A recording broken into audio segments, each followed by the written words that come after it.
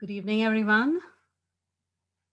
Welcome to Savitri Theatre's project, Conversations and Connections. My name is Jasmine Sawant, and I'm the artistic co-director of Savitri Theatre Group.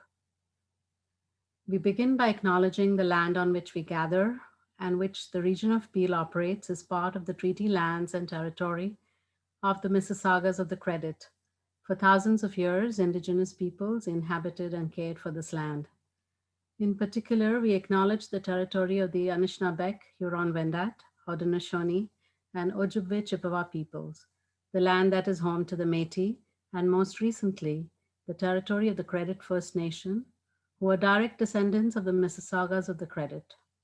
We are grateful to have this opportunity to work on this land, and by doing so, give our respect to its first inhabitants. Savitri's project Conversations and Connections has been conceptualized by multidisciplinary artists Anuradha Verma and Sharada Eswar and produced by Savitri Theatre Group. Conversations and Connections seeks to build relationships between and amongst Mississauga artists across various artistic disciplines through the presentation of the artists' works and through dialogue to share knowledge and explore collaborations. The fifth of 5 such presentations, this is the season finale. Previously on Conversations and Connections, we presented Carnatic vocalist Srinidhi Sridharan, multidisciplinary artist Sid Sawant, writer-illustrator Hana Shafi, and dance artists Tifa Vine and the Geetika Dance Company. Tonight, we bring you playwright, storyteller, singer, and arts educator Sharada Eswar. Sharada's performance will be followed by a conversation with Anuradha Verma. After their conversation, we will continue with questions from our online viewers in real time. This series would not have been possible without the support of Lathapada, Sampradaya Dance Creations, the City of Mississauga, and our live stream teams, the Open Space and On Up Productions. We hope you enjoy the presentation. Please share, like, follow us on Facebook, Insta, etc. Thank you for being with us tonight. I now hand it over to Anuradha Verma. Over to you, Anuradha. Thanks, Jasmine. Good evening, everyone. It is the end of December and the end of, as Jasmine said, season 1 of Conversations and Connections. Thank you so much for joining us. If you're joining us live, we look forward to the conversations in the chat box, which we will relay back to our amazing artist, Sharada. And if you're watching this later, we hope that you will share this video, maybe watch it and rewatch it again, because I can guarantee it's going to be a good one.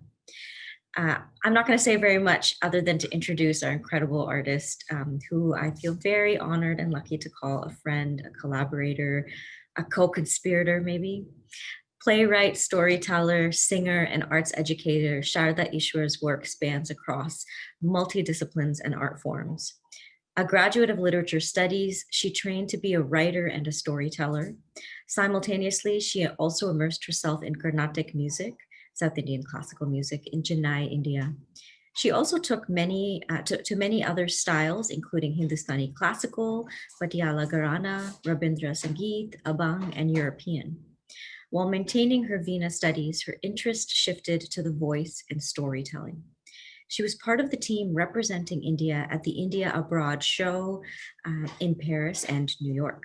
She was also one of 3 chosen by the Centre Culturel de Lyon Club de Paris to present Indian culture in Normandy, France. Excuse my butchering. It's been a long time since I took high school in French. Since then, she's been performing and teaching in Toronto and internationally, drawing on her own South Asian ancestry and heritage.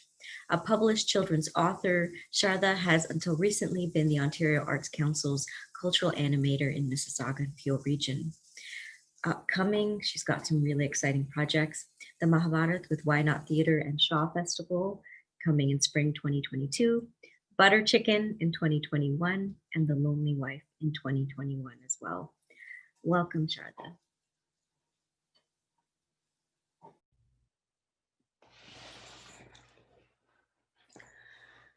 அன்னவயல் புதுவையாண்டாள் அரங்கற்கு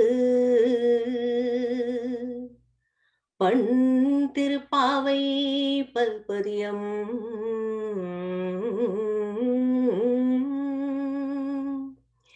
இன்னிசையால் பாடி கொடுத்தாள், இசையால் பாடி கொடுத்தாள், இன்னிசையால் பாடி கொடுத்தாளே நற்பாமாலை, பாமாலை, பூமாலை சூடி கொடுத்தாளே ஏ சொல்.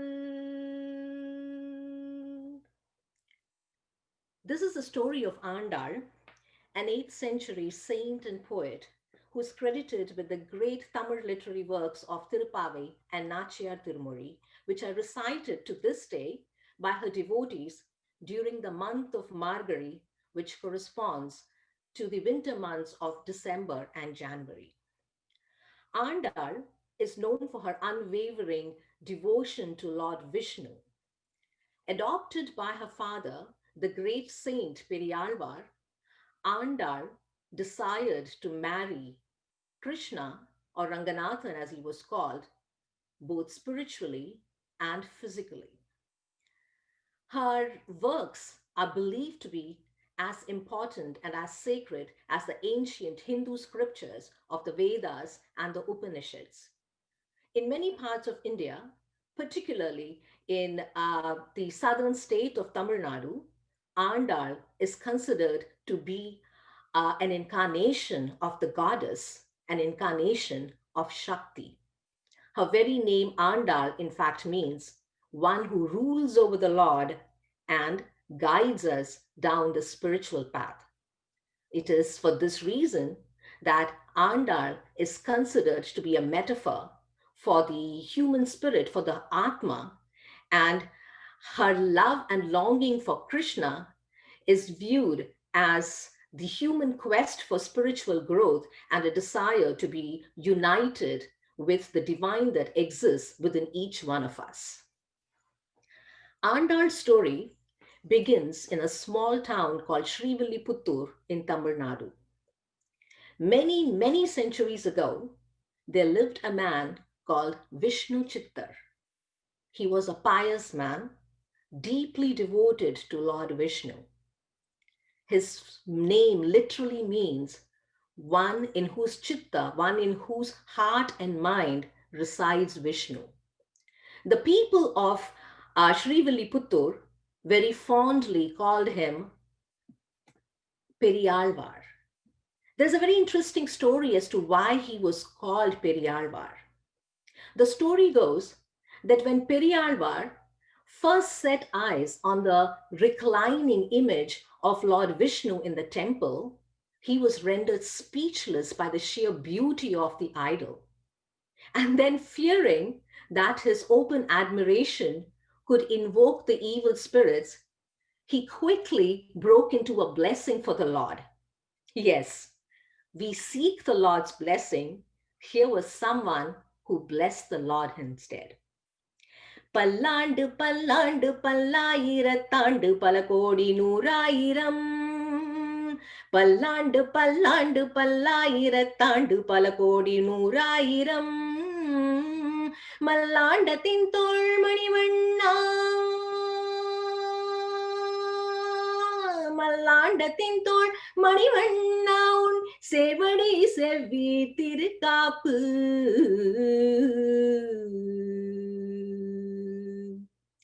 பல்லாண்டு பல்லாண்டு பல்லாயிரத்தாண்டு பல கோடி நூறாயிரம்.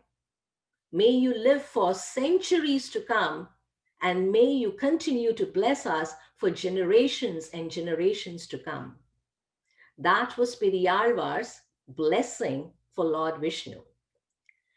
Now, Vishnu Chittar, or Periyalvar as he was called, owned a small tract of land very near the temple in Srivilliputtur.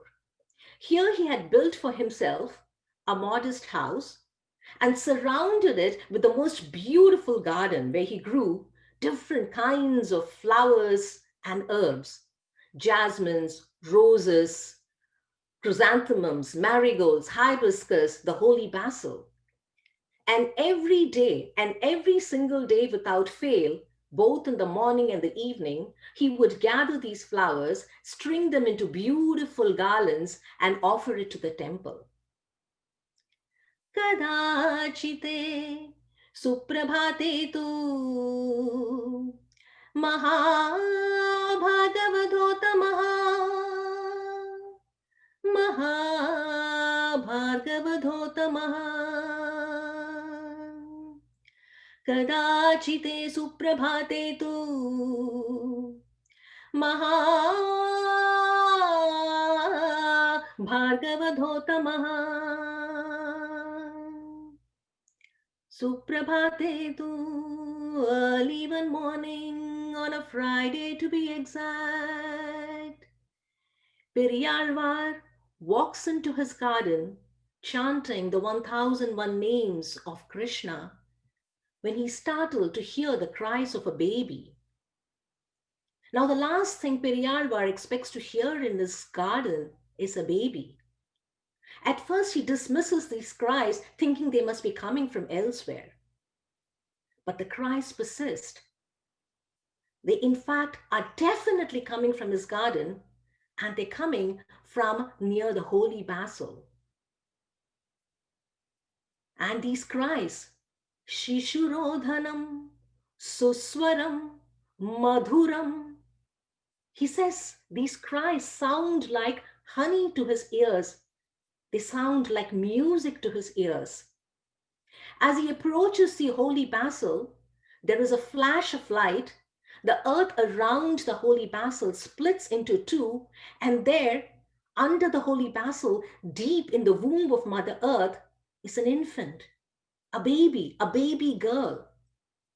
He looks around him, hoping to see the parents of the baby close by, but he doesn't see anyone. She's beautiful. He picks up the baby. She stops crying and gurgles up at him. Periyalvar is captivated. She looks like the goddess. Her skin is the color of the first rays of the sun. Her eyes are sparkling, shining. She has twin rose buds for lips, and her hair is gorgeous, thick, luxurious, jet black, and curly. He asks his neighbors. They have no idea. Just leave her where you found her, they tell him. It's a baby girl. You know how girls can be. They're nothing but trouble. She'll bring nothing but bad luck to you, they say. He asks his friends. They advise him to leave her in the temple. Someone will claim her, they say. But Periyalvar can do neither. He looks at the baby. She looks like a goddess. She seems like the very goddess herself. He thinks, maybe he's meant to raise this child. Maybe this is some kind of a sign. Maybe Vishnu wants him to raise this child. He brings her home and he calls her Kodai, one with the beautiful hair. Ashada Purva Falgunyam Shukravare Shubhankare Adiratri Jaganmata Tulasi Kananantaru. And so Kodai was born during the month of Ashada, the month of July, on a Friday at the stroke of midnight under the holy basil. Periyalvar raises her like a goddess herself. He showers on her all the love he can find within him. He teaches her all that he knows. He instills in her a deep love and devotion for Krishna, or Ranganathan as he was also called. He tells her endless stories about Krishna and the many pranks that Krishna plays. And Kodai listens enthralled. She asks him to repeat these stories over and over again and replays and reenacts them in her mind. Her favorite story is of when Krishna was caught by his mother Yashoda eating mud. Krishna's friends in the village of Gokul, where he was raised, complained to Yashoda, Yashoda ma, Krishna has been eating mud. And not only that, he's been asking us to eat mud too. Kode is tired. Every single day, somebody or the other has been complaining to Yashoda ma about how her son has been playing pranks.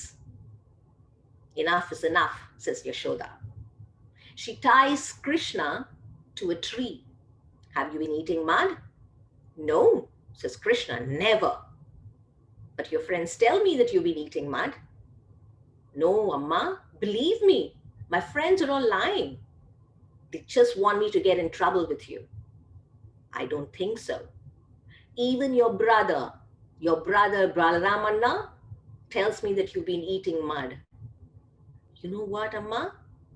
I've noticed that of late, even Balaramanna has taken to lying. Open your mouth, says Yashoda. Open your mouth, I want to see for myself. Krishna begs and pleads, but Yashoda will have none of it. She makes him open his mouth. So Krishna opens his little mouth. He's all of 8 years old, and he has a tiny mouth. He opens his little mouth, and what Yashoda sees in that mouth amazes her. She sees the entire universe. She sees the entire cosmos, the sun, the moon, the stars, the planets, the meteors. She sees the world, the mountains, the oceans, the rivers, the lakes, the trees, the plants, the animals, the birds, the bees. She even sees herself scolding him for eating mud. It's at that moment she realizes that her little boy, that her little Krishna is no ordinary boy. He is the divine. He is the creator of the entire universe. She is stunned, as are the gods who are watching from above. They are equally amazed. And they're also a little envious of Yashoda. Yes, envious of Yashoda. They talk among themselves. Look at Yashoda, they say. How blessed is she? How fortunate is she to be able to raise the divine master. And not only that, to scold him for eating mud. Brahmanum Indranum manadil puramai kolla. Brahmanum Indranum manadil puramai kolla. Uralil kati vaipoti, uralil kati vaipoti kenja vaitai kannane enna tavam seidane Yashoda எங்கும் நீரை பரபிரம்மம் அம்மா என்றழைக்க என்ன தவம் செய்தனே யசோதா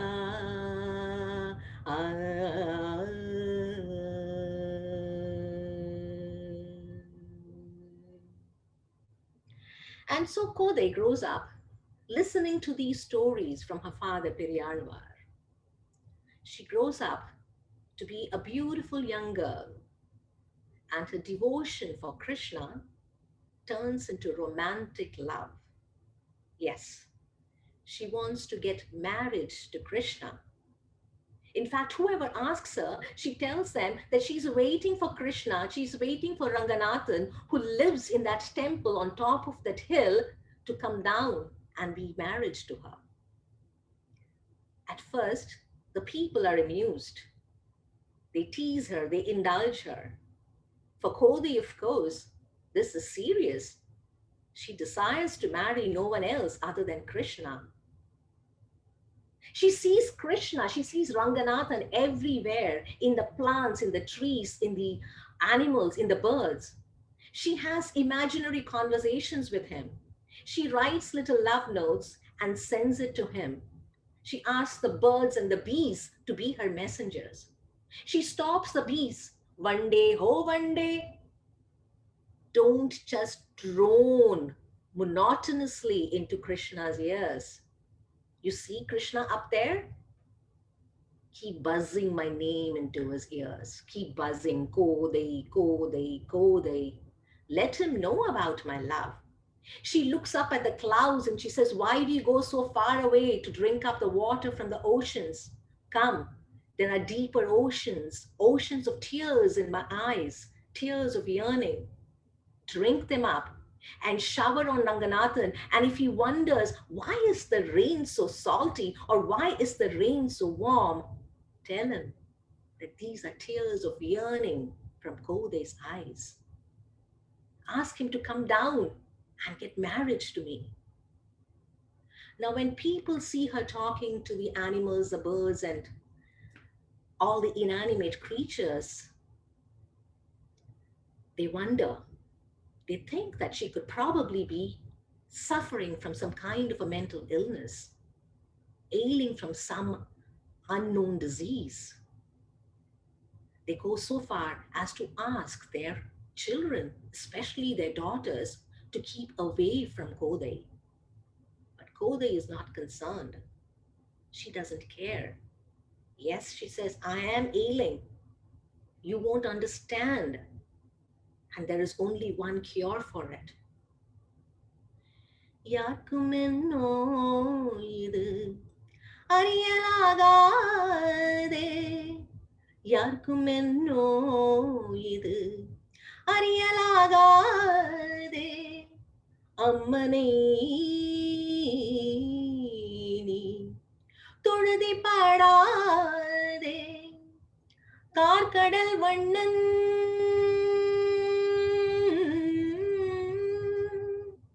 கார்கடல் வண்ணன் என்பான் ஒருவன் கடல் வண்ணன் கார்கடல் வண்ணன் கார்கடல் வண்ணன் என்பான் ஒருவன் கை கண்ட ரோகம் தடவத் தீரும் யாருக்கும் என்னோ இது அறியலாகாதே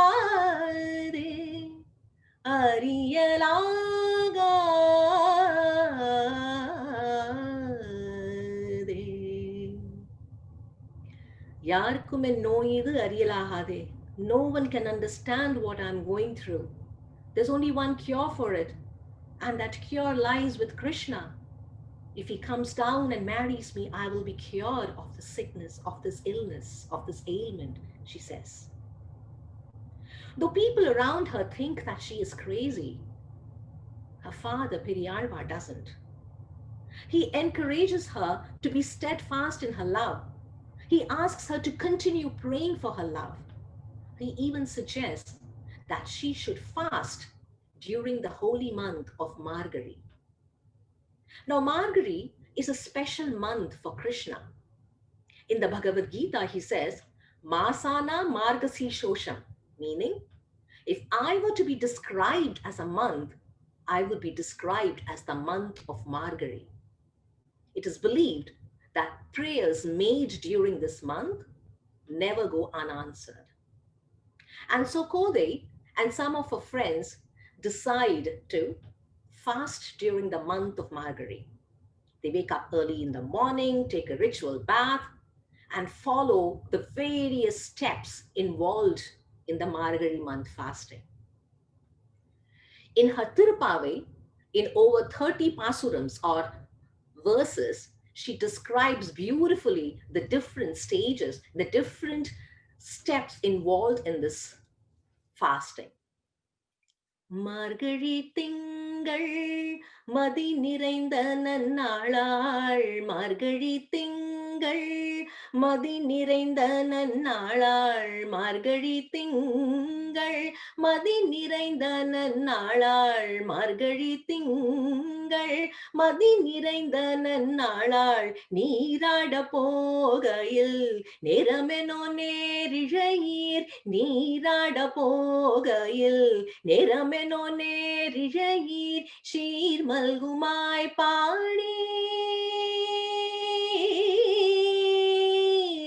ஷீர் மல்குமாய் பாடி செல்வ சிறுமீர்கள் ஷீர் மல்குமாய் பாடி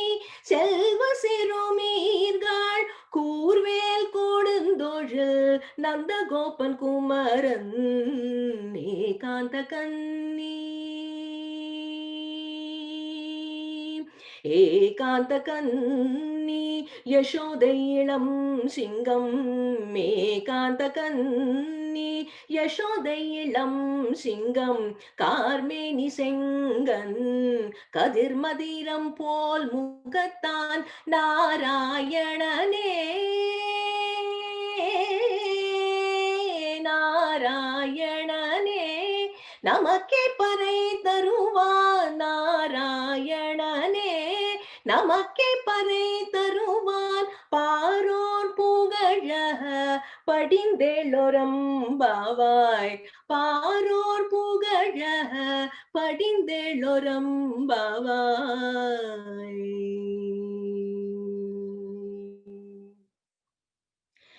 And so Kodai waits, confident that Krishna, Ranganathan, would soon come and take her as his bride. Days pass, months pass, years pass. It is her 18th birthday. She wakes up bright and early in the morning and decides to take matter into her own hands.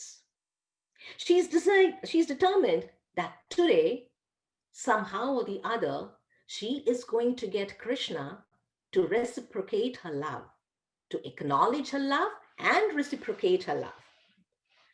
Now, in any marriage, the exchange of garlands between the bride and the groom is an important ritual. And so, after her ritual bath, she goes into the garden, gathers the most beautiful flowers, and weaves them into into a beautiful bridal garland. She then dresses herself up as a bride. And all the while, she imagines that Krishna is sitting beside her and talks to him. Krishna, Ranganatha, today you have to accept my love. You have to acknowledge my love. You have to accept this token of my love. You have to accept this garland that I'm going to wear around my neck. You have to relieve me of this misery.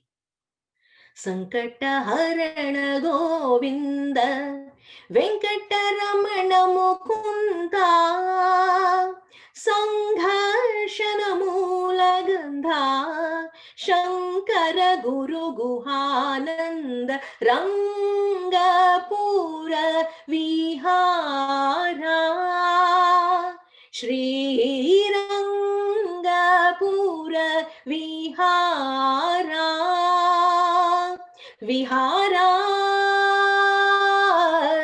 Vihara. And then Dharayanti Swayam Koda. She wears the garland around her neck. She preens in front of the mirror. Even as she's preening, she hears her father walk in. She quickly takes a garland off her neck, gives it to her father, and asks him to take it to the temple. Now, Periyalvar has no idea, has no clue about all that is going on in Kodai's head. He takes the garland, he blesses her, and goes to the temple. He hands the garland to the priest. The priest is about to garland the idol. What is this? Tamala chakadrishtitvam keshapashakavanditam kopena mahata yuktaha pragutapata suryaye. He spots several strands of loose hair entwined in the garland. He's furious. This is blasphemous. This looks like someone has worn this garland and discarded it. He rages at Periyalvar. How could you do this? Don't you know better than to offer something that has been discarded by someone else? Here, he thrusts the garland into Periyalvar's hands. Periyalvar is shocked. In all these years, this has never happened. He's almost in tears. He rushes home because he knows this must be Kodai's doing. He's angry, he's furious, he's sad. At home, Kode is waiting for a sign that Krishna has accepted her garland. But she sees her father in rage. Kode? Kode, he yells at her. He's never before yelled at her. How could you do this? Did you wear this garland before it was offered for the god? How could you do this? Don't you know that it's sacrilege, that it's blasphemous? There is a limit to your playfulness. Here, he gives her her garland. He quickly weaves another garland and rushes back to the temple. Now remember, it's the same Periyalvar, the same temple, the same priest. There's a new garland in his hand. Periyalvar gives it to the priest. The priest tries to garland the idol for the second time that day, when, to the wonder of everyone in the temple, a voice is heard. Enakindamala vendam, koda saugandhya skuntala saugandhyamalaye. I do not want this garland, says the voice. I want that very same garland that has the sweet smell of Kode's love for me. I want that very same garland that has the loose strands of Kode's hair in it. Periyalvar, the voice continues, Periyalvar, you know how much Kode loves me. You know that she has been in love with me since her childhood. Go, bring me that garland that Kode so lovingly wove. Everyone in the temple is stunned. They're speechless. Periyalvar once again rushes home. At home, Kode is crying. She is sobbing uncontrollably. She is ranting. You couldn't even accept a mere garland from me. My love, it doesn't mean anything to you, does it? Maybe what people say is right. Maybe I am crazy. Maybe my love is just an illusion. She sees her father. Her father is in tears of joy. Kode, he says, I'll explain everything to you later. Bring me that garland that you wove. He takes that garland from her and rushes back to the temple. He hands the garland that Kode so lovingly wove, the garland that has the loose strands from her hair. He hands it to the priest. And of course, the priest is now able to garland the idol. Periyalvar goes back home. He has tears of joy streaming down his face. Everyone in Srivilliputtur is talking about this miracle, talking about this wonder. Periyalvar reaches home, and for the first time, he calls out, Andal. Kode looks around her. Who are you calling Appa? Who's Andal? Nidama, you are Andal. You are indeed the one who rules over the Lord. Andal, forgive me, my child. I didn't believe in your love. Forgive me, he says. Appa, Tvameva Karanam, you are the reason I found Krishna. You are the reason I found love. Don't ask me for forgiveness, she says. For Koda now, this is a sign that she's engaged. She's officially engaged to Krishna, and it's just a matter of time before she'll be married to him.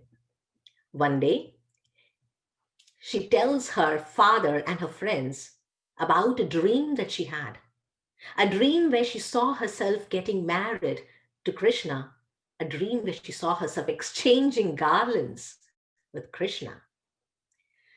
In Nachiyar Tirumuri, in 143 verses, she describes her wedding. She describes how Krishna arrives for the wedding on an elephant surrounded by 1001 elephants, and how the gods and the goddesses bless her.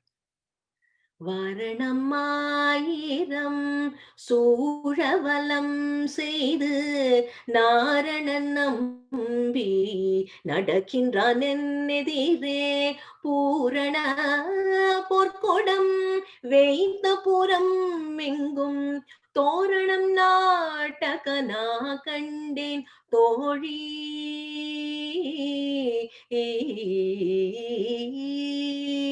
மத்தளம் கொட்ட வரி சங்கம் நின்றுத முத்துடை தாமம் நிறை தாழ்ந்த பந்தர் கீழ் my துணன் நம்பி மதுசூதனன் என்னை கைத்தலம் பற்ற கனா கண்டேன் தோழி.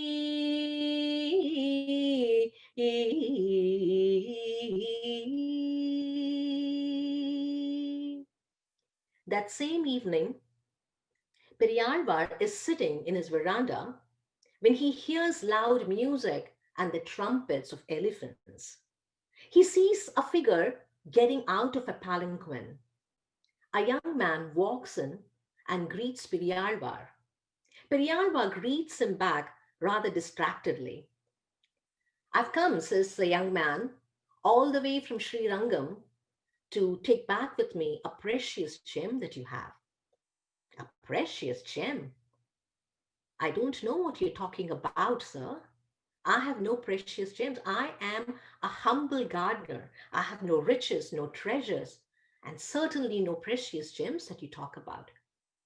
Indeed you have, says a young man. Indeed you have a precious gem called Kodai, and I'm here to get married to her.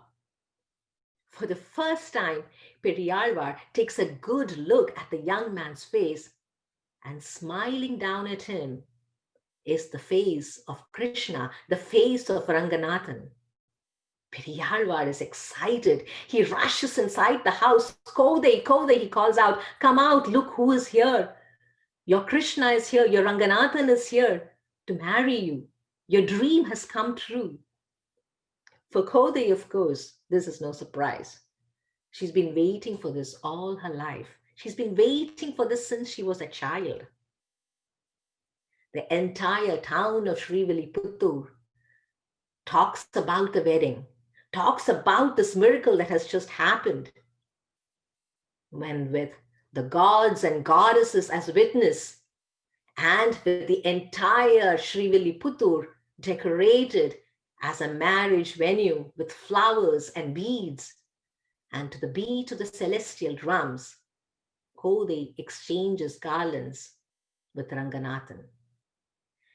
மாலை சாற்றினாள் கோதை மாலை மாற்றினாள், மாலை சாற்றினாள் கோதை மாலை மாற்றினாள், மாலடைந்த மதிலரங்கன் மாலை அவர் தன் மார்பிலே, மாலடைந்த மதிலரங்கன் மாலை அவர் தன் மார்பிலே, மையலாய் தையலால் மாமலர் கரத்தினால் ரங்கராஜனே தங்கள் அன்பர் நேசனே, ஆசை கூறி பூசுரர்கள் பேசி மிக்க வாழ்த்திட, அன்புடன் இன்பமாய் ஆண்டாள் கரத்தினால் பூமாலை சாற்றினாள் கோதை மாலை மாற்றினாள், பூமாலை சாற்றினாள் கோதை மாலை மாற்றினாள்.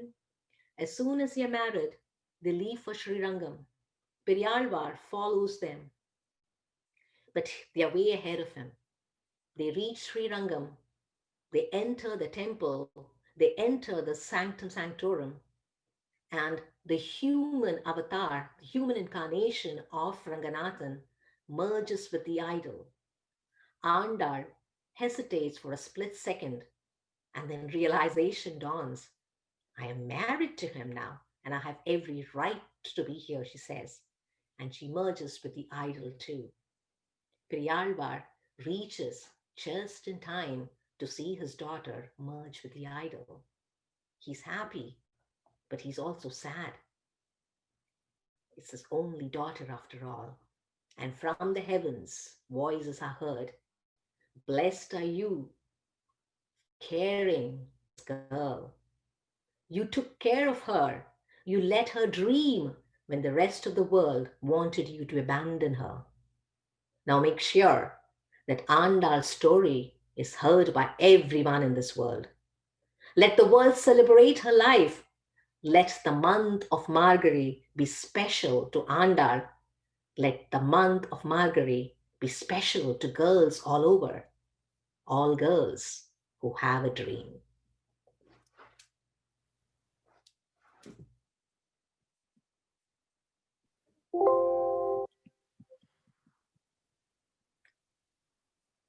I don't even have words yet, Sharda. I'm so mesmerized. I wanted to be curled up, not formally dressed. I wanted to be curled up on a couch listening to you tell this story in a beautiful home space together. Thank you for that wonderful gift. I know you won't be able to check the comments till later, but many accolades shared in the Facebook comments, including comments about what wonderful storytelling and the intersperse between singing and storytelling, which seemed to really spark a lot for people. So thank you. Thank you. Oh, wow. What a wonderful thing. I don't want to ask you any of the questions that I had prepared, and I just want to say, tell us more stories. But we have a little bit of a mandate, and I think that those who are watching would love to just know more about who's the person behind the story.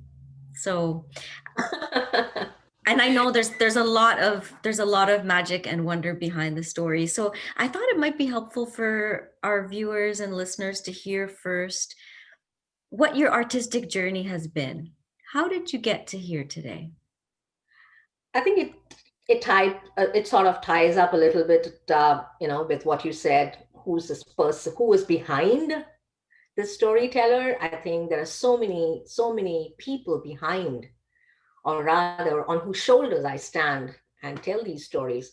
Starting with my own, grandmother, who was an amazing storyteller, and of course my mother, who gave me all the encouragement, and the various gurus. And I specifically want to mention Vishaka Hari, Srimati Vishaka Hari, who I had the honor and privilege of training with, and who shared the story with me. And my music teacher, Setu Mahadevan, who shared so many songs with me. And so they are responsible for this, and I think that's what my journey. I think that they're a part of my journey as everyone else. I mean, including you and Jasmine, and everyone has been part of this journey and touched me in various ways. So as I said, my grandmother was a storyteller, and so I grew up with her, and that's how my interest in stories started. And I think it was also a way for me to um, uh, sort of escape into a different world, that were into this world where I could be anything I wanted, and I could be part of anybody's story, and I could tell anybody's story. And so so that's where my journey began. And then and interestingly, it wasn't until I came to Canada that I really took this up as a profession, because as you know, in any Eastern culture, any oral tradition, it's not storytelling is not a job, right? I mean, like, we've grown up with stories. You have a grandmother who tells you a story, your mother tells you a story, your sister, everyone tells a story, everyone has a story to tell. And so, in fact, even today, my mom is, she's shocked that I get, not a lot of money, but I do get paid to tell the stories. Yeah. So stories have been a huge part of my life. And it was until I moved to Canada that I took it up as as something that I did professionally. And words have always interested me. So whether I'm telling stories through my plays, or through any of my projects, it's all stories. Everything is connected to stories. Yeah. Thank you for that. Yeah. I love, thinking about these intergenerational connections and thinking a lot about like, how we carry forward people and legacies. And I want to ask you a question about storytelling, because I feel like this word has become something really interesting in this moment, right? Like I see social media influencers describe themselves as storytellers. We see folk artists who have been sharing storytelling as a traditional practice, like being uplifted through, for example, social media. We see even these, corporate inspirational speakers who come to the Fortune 500 company and they're describing themselves as storytellers. But I want to ask you what storytelling actually means to you. Ah, I mean, like I don't know if that definition for me still makes sense post COVID, because for me, like pre-COVID, I felt that the role of a storyteller, like, yes, in terms of the role, I don't think there is a change. The role of a storyteller has always been to hold up the truth, and stories are a way of clarifying what is actually happening. I mean, like actually happening in life, uh, and but I think where I find it challenging currently is that uh, storytelling, I think, in its purest sense, it creates an interaction. I mean, like, it creates a relationship with the audience directly. There is no fourth wall. When theater does that, a visual art does that. I mean, all of them do tell stories, but then there is that there is that imaginary fourth wall that exists between the storyteller and the audience, and that wall doesn't exist. When I tell stories, and I think, but with COVID, that fourth wall does exist in a way, and so that's why like I'm like I don't know if like what storytelling now has come to mean. Uh, but yeah, I hope that like we're still able to make that connection directly with the audience, and even through the word, even in this virtual world, I hope like we make that. And I think that is the basic difference between storytelling in its purest form and other forms of storytelling. Lovely. Thank you for that. And I want to say there was a comment about a response to your statement that you get paid to just tell stories. Uh, it says you breathe life into these stories, share them in such a way that connects to the heart of who we are as people individually. Um, we're captivated, lost in wonder and curiosity. Your authentic voice comes to life, and society should pay you more, is basically what this person is saying. So If I there are think, any funders out there, I hope yeah, you yeah, to all the funders who are watching right now and in the future, please keep this in mind. I love that idea of truth telling, clarifying truth and that connection. And yes, I know that this medium, the Zoom, the Facebook Live, it can make things difficult. But I have to say that, despite all of these kind of barriers and literal boxes that Zoom and Facebook Live creates, I feel like you're right here. Like, it doesn't feel like you're far away in a room locked with a computer in front of you. absolutely. And I mean, like, I truly am grateful, like for technology, definitely. I mean, like, but as I said, that's, I mean, like, when you're breathing along with the audience, when you're breathing along with, the listeners, it's a different kind of, because to be able to breathe together, I think, is a privilege. And yeah, that's the only thing I miss. Yeah. Yeah. I've been in spaces where we've taken those deep breaths together, for example, and that's really Yeah, lovely. Yeah. absolutely, Yeah. absolutely, yeah.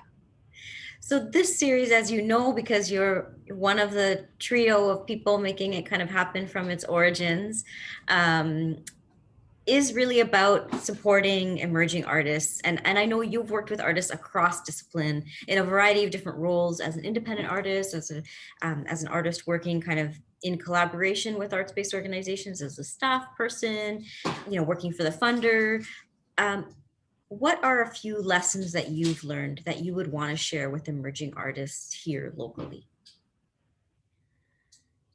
For me, to two things that I have taken away from this is that, first of all, um,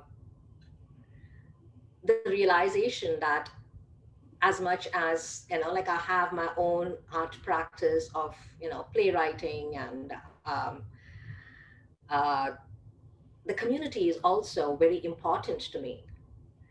For me, communities and stories are intertwined, and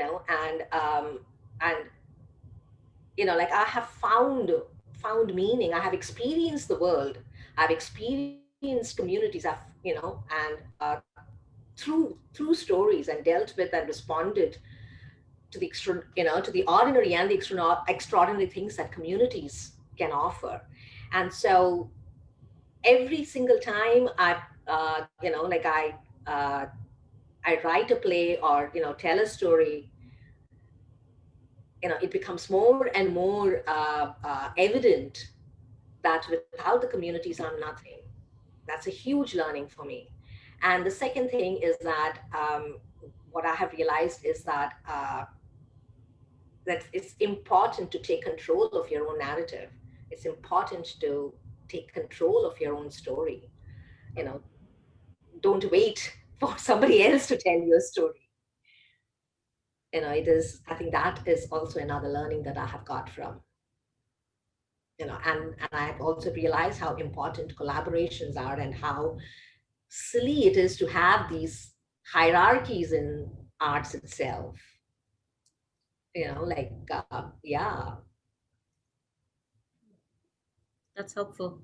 Thank you for that. So reminders, lessons learned, and also some suggestions for us to unlearn and maybe unpack some things. There's a question in the audience about, the fact that storytelling itself takes many different forms.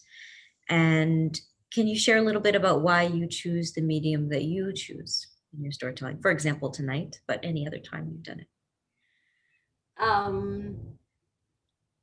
Yeah, so both stories and music are two parts of me. I mean, like, I can't think of, one without the other. And so this form spoke to me. And that's why I got into it. And as I said, like, it was largely to do with growing up with a grandmother who was a storyteller, and who would, who would. I've spent amazing, days and nights listening to her tell me these stories. And so I think it is there somewhere in my DNA. It's there somewhere, like, it sort of percolated in me as a child. And I'm not an actor. And I'm petrified of acting or anything like that. And whereas with this, I can just go into that world without, without, I can just escape into the world. For me, that's what was important, to be just transported into this world. And if in the process I'm transporting my audience too, then I'm happy. But primarily it was a way for this storytelling, for me, was a way of transporting myself into this world where I did not fear being judged. I can't draw a straight line to save my life. I can't act, but I can tell a story. That's what I found out. And so this was, for me, the best way to tell stories. Yes. Wow. Thank you for that. People are very curious about your process. So here, another question from an artist we adore, Lisa Hermer, who's thinking about storytelling going over the same material or the same content. And I'm just going to quote, like, the same story could be told 100 times by 100 different people and still be magic to listen to. Can you talk a little bit about working in a medium like this? And I think it would be important for our listeners to know, and viewers to know, what it's like to come back to content, especially when you're working with content that has been shared and reshared and maybe not presented in the way that you offer it up. Yeah. So, I mean, like, there is no great process that is involved in my storytelling. But one thing I do believe is that stories choose you. You don't choose the story to tell. And I mean, like even this story, it just fell into place. First of all, I've, like in these times of this pandemic, I wanted to tell a hopeful story. I wanted to tell, a story that that spoke both to the love that we need to spread around this world, and I also wanted to tell a story that would empower, girls and young women. And at the same time, I wanted to tell a story. I mean, like I was thinking of a story that would be introspective, and I think until the pandemic, we'd all lost touch with our ourselves. And so yeah, so that, I mean, like, so as I said, I mean, like, it is about the story picking me, choosing me, rather than I choosing the story. I mean, like, I could and and just knowing knowing the story. And I do rehearse my songs and all of that, and like I decide what songs I need to sing, and I do rehearse for that. But other than that, I don't do much of a, I mean, like I do, I mean, like, I would be, I don't mean to sound like, I'm like one of those people who just goes up there, and no, there is, there is, but I don't think too much about it. And the same story, if I were to tell tomorrow, I'd probably say it in a very different way, or, you know, and it wouldn't sound the same. And I think for me, what is interesting about stories, and I think that's part of my process, is that every time I think about a story or I revisit a story, I find something new. It's like this peeling off so many layers, and you find that something else is underneath that, right? And so that's what it is for me. Wow, I love I'm that. sure that I've answered your question. Well, Lisa can let us know in the comments or in conversations afterwards. I'm conscious of the time, so I want to be able to ask you this kind of last question, which is a daydreaming question, because I feel like, your comments about needing to share stories about hope and about connection, and your commitment to community that you highlighted early on. What would be your vision for the kind of arts and cultural scene, we might call it, in Mississauga, Brampton, Peel? I think, first of all, I think, I mean, like, this is largely directed towards, spaces and venues, because I think there's a lot of talent. There's a lot of talent here in Brampton, Mississauga. It's just that there aren't that many venues for them, or venues that are accessible to these artists. So I think, like, theaters and venues need to be more open, and I think the funders also would be great. I mean, like, for instance, I know that the city of Mississauga, I mean, bless them, they did fund this project. But as an individual artist, I have no access to resources. I have to either go to the Ontario Arts Council or the Canada Council for the Arts, and for an emerging artist, it's very difficult to access those funds.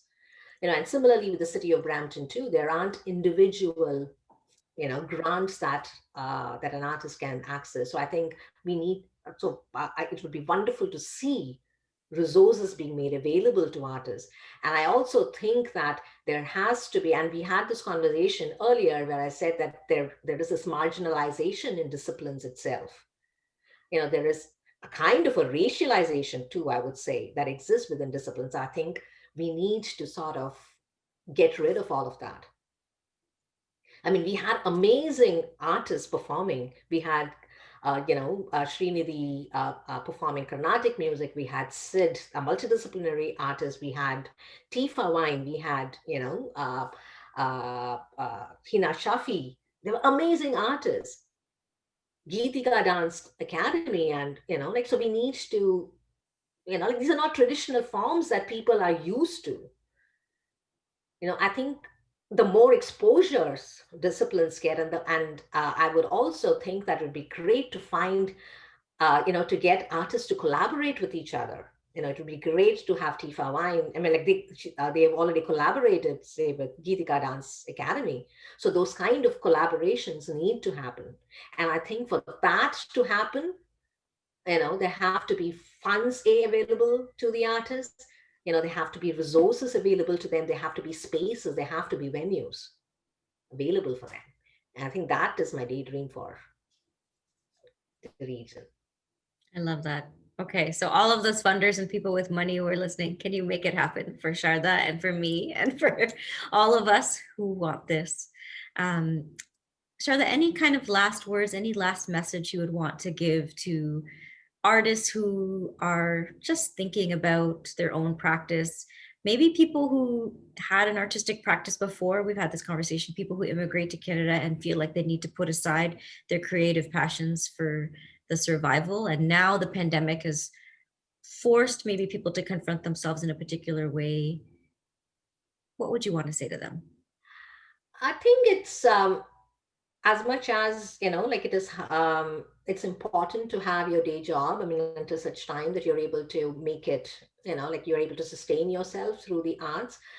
But I would suggest not to give up on your art, to continue to just show up at your computer and write that story, to just show up and like sing, do everything that you want to do. And yes, it is hard work, like it can be pretty lonely doing all of this. But I have hope. And like I believe that it can happen. The more artists who come out, the region will realize that there's all this talent, how wonderful it would be to to see all of them, to showcase all their work. And so yeah, slowly but surely it will happen. So just show up at your art station and create. And I think I would suggest that don't hesitate to reach out to organizations and say, hey, I have this, can you give me an advice on how to do this? Or like it'll click somewhere, believe me. It definitely will be. And but also more importantly for any artist, as I mean, I'm just sharing the learning that I got. Don't let others tell you how to tell your story. Take control of your narrative. Yeah, it's your Thank you. journey, and I think you need to chart it yourself. Okay. That's the message I want us to end with. Thank you, Sharda. Thank Thank you. you, thank you, thank you. Thank you to everyone. Thank you so much. I'm going to pass it back to Jasmine, and I think we're asked to stay on. Hello. Hi. Yes, please stay on. Sharda, I don't know what to say actually. I want to say, first of all, I want to hear the sound of applause. So I'm going to clap because I miss that in this medium of Zoom presentations. What an inspirational story. Oh my gosh. And your voice is so mesmerizing. It is, you started off by saying that our quest to be one with the divine that resides within each one of us, and listening to your voice, some of that quest for me gets fulfilled. So thank you very much for that. It is absolutely beautiful. Thank you. Yes, thank you. And the stories from 8th century, that just goes to show that it doesn't matter what century, some truths are eternal and inspirational. So with this presentation, as Anu, you mentioned, we conclude Conversations and Connections for 2020, this is what we'd like to call the season finale. The success of season 1 has got to lead us to Conversations and Connections season 2, in which we plan to converse and connect with more artists who experience barriers and art forms that don't get included in these conversations because they don't fit into a standard definition of an art form. Conversations and Connections seeks to build relationships, and we plan to continue building these relationships between artists and amongst artists, and not just limited to Mississauga. I think we'd like to go beyond because I understand the funding reasons for geographical boundaries, but we would love to open this up. So we are going to work on that. And one of our objectives is also to share knowledge and explore collaboration. So interactive workshops, mentorships, and a lot more. So the original idea was to gather in person in different parts of the city of Mississauga. Well, we still want to do that once the lockdown lifts. But whether it's in person or online, I think we all agree that we have to expand this program and provide a space for artists and art forms to interact, to grow, to inspire, and to fulfill the artistic vision. So Anu and Sharda and Anuradha Verma and Sharda Eswar, this would not have been possible without the two of you. So thank you so much for bringing me into this. Thank you so much for Sharjanu. We still haven't described it fully. We will get there, but it definitely wouldn't have been possible without the two of you. So before I go on to thank the others who have made it possible, do you have any thoughts? Shada, you've actually said so many beautiful things in your answers. You know, you touched on love, you touched on loneliness as an artist, you touched on hope. I mean, and take control of your narrative. So you've given us some great messages. But in terms of growing and expanding this vision for conversations and connections, if you would like to share any thoughts, and Anuradha, I would love to hear. But sorry, hold on. I am so emotional right now that I'm trying to stay organized.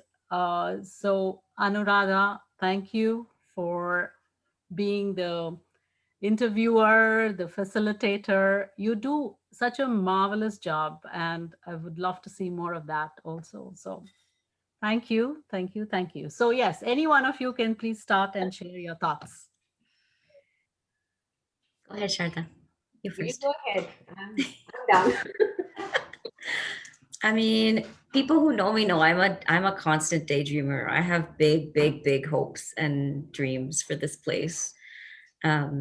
So I think more conversations are needed. I think we need to have conversations with people who we might not necessarily be usually connecting with, right? I had a long list of artists that I wanted to bring into this, and for a lot of different reasons, some pandemic related and some related to the circumstances of being BIPOC or being queer and trans or being poor or being working class or being disabled or being ill. All of those things we need to kind of be rolling with and figuring out ways to navigate to increase access. So, my daydream is that we can work with even more artists. We can create more spaces for conversations and dialogue. I would really love for us to be able to be in person in places. It's been really important, I think, over the last 6 months, especially in how we see the geography of a place like Peel being so complex. You can live in a part of the city and have a totally different pandemic experience based on the income level of that area. So I want to go back to our original ideas, which was to prioritize neighborhoods like Malton and to be thinking about, areas of the city that don't have an established arts venue. We talked about doing presentations and things like coffee shops and yoga studios. And I would love for us to continue that conversation of how do we reimagine where the creative happens? And if we take a page from Sharda's book, where is it that people want to tell their stories? They don't want to take 2 buses and a train to tell their story. Don't they want to tell their story at home so that their kid or their grandmother could be there? I think that would be really lovely and important. And documenting it so that we can have people who, for whatever reason, even getting to a place is a barrier. So having them be able to participate. This is a good thing about Facebook, I think, or other social media venues, is it allows us to do that. Those are some of my hopes. And I think if we could continue to work with artists who are doing really interesting things, like a shout out to Amrita Chopra for doing our visuals, who has a full-time communications job in a school board and does amazing creative things on the side, as we might say. If we can keep prioritizing those folks, I think we give hope to a lot of other people in the community who don't yet always feel comfortable to call themselves artists. Thanks. Thank you, Anu. Thank you. So well expressed. Yeah, thank you. Sharda, we're looking at you now.